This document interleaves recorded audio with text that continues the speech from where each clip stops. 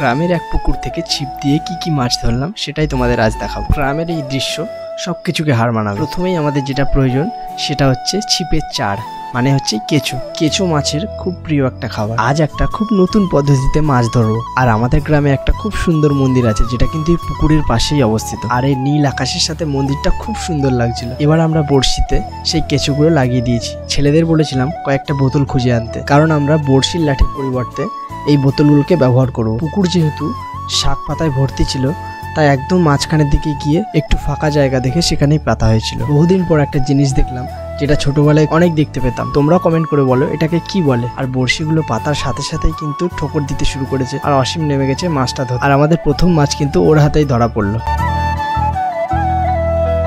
গ্রামের পুরনো পুকুরের এরকম দেশি ট্যাংরার স্বাদ আলাদাই লাগে। আর আমরা দেখতে দেখতে অনেকগুলো মাছ ধরে ফেলেছিলাম, আর কিছু মাছ ছেড়েও গেছিল। এই ভিডিওর পরের পার্টে তোমরা দেখবে আমরা কি মাছ পেয়েছিলাম।